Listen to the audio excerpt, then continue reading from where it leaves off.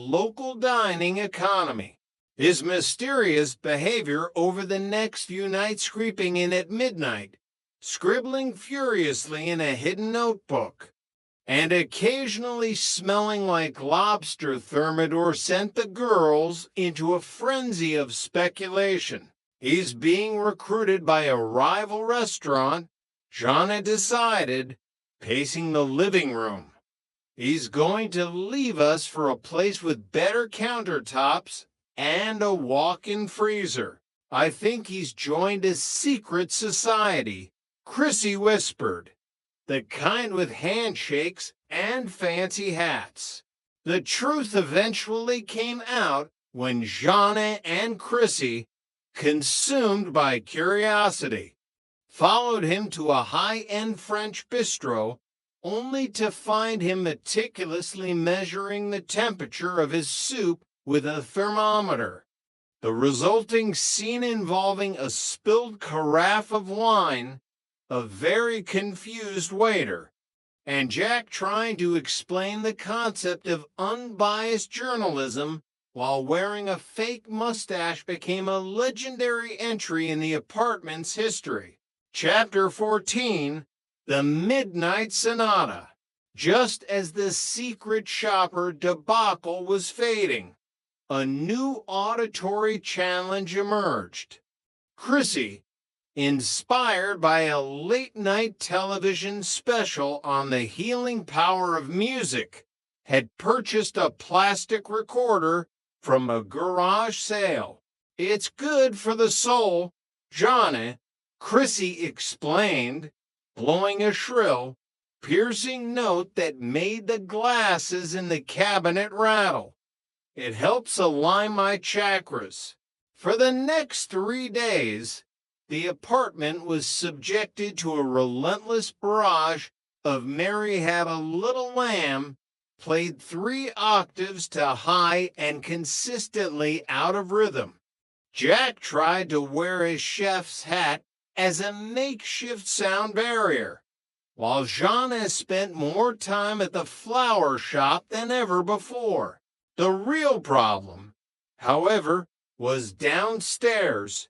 Stanley Roper, whose nerves were already frayed by a diet of black coffee and frustration, was convinced the building was haunted. "Do you hear it, Helen?" Stanley asked, staring at the ceiling as another screeching note echoed through the pipes. "It's the phantom of apartment 201. It's a sign. The plumbing is crying out in agony." "It's just the kids, Stanley," Helen said, sighing. "Try to enjoy the culture." "Culture? That's not culture. That's a cry for help from a dying seagull." Stanley decided to take matters into his own hands, leading to a late-night confrontation involving a plunger, a flashlight, and Chrissy trying to explain that she was currently playing the Song of the Wind. Chapter 15, The Anniversary Gamble. As the Ropers' 20th anniversary approached, Stanley found himself in a rare state of romantic panic. He wanted to do something special for Helen, but his budget was limited and his imagination even more so. He cornered Jack in the hallway. "Tripper, I need your help. It's the anniversary. I want to win Helen over without, spending the rent." Jack, always a sucker for a romantic gesture, agreed to help Stanley plan a surprise candlelit dinner. The plan was simple. Stanley would lure Helen out for a walk, while Jack would sneak into the Ropers' apartment and set up a gourmet spread. However, communication was not Stanley's strong suit.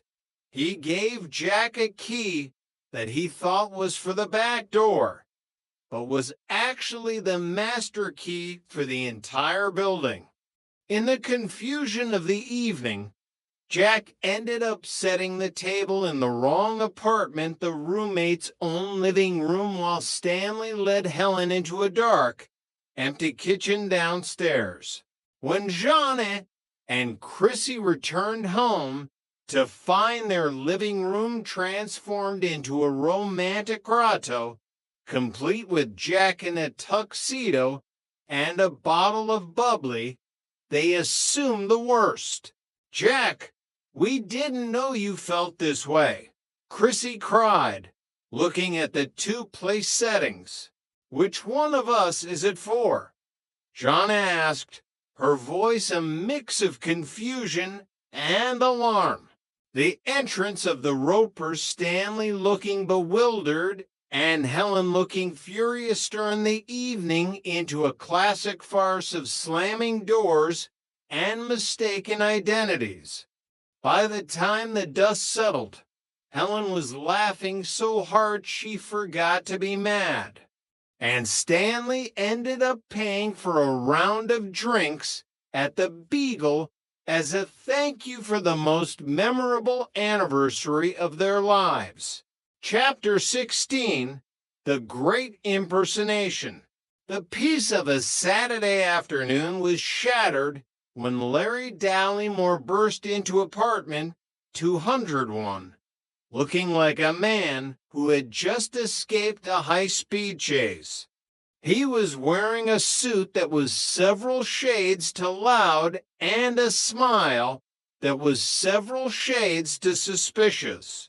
"Jack, buddy, pal, I need the favor of a lifetime," Larry panting, leaning against the kitchen counter. "Larry, the last time you asked for the favor of a lifetime, I ended up wearing a chicken suit at a car dealership," Jack said, not looking up from his cookbook. "This is different. I met this girl, Chloe. She's sophisticated. She's elegant. She's way out of my league. And I might have mentioned that I live in a luxurious penthouse and that my roommate is a world-renowned chef who personally cooks for the Queen." Jack sighed. "Larry, you live in a studio with a hot plate, and I cook for the Ropers. That's a bit of a stretch. She's coming over tonight, just for an hour. I just need to borrow the apartment while the girls are out. And I need you too.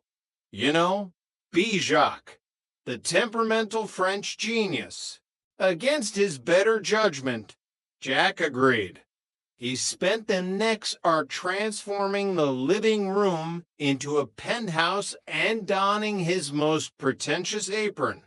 When Chloe arrived, a stunning woman who looked like she'd stepped off a Parisian runway, Larry was in full wealthy playboy mode. "Jacques, bring us the caviar," Larry barked, snapping his fingers. Jack, adopting a thick, borderline offensive French accent, glided out of the kitchen. "That is impossible, Monsieur Larry. Say caviar is, how you say, resting."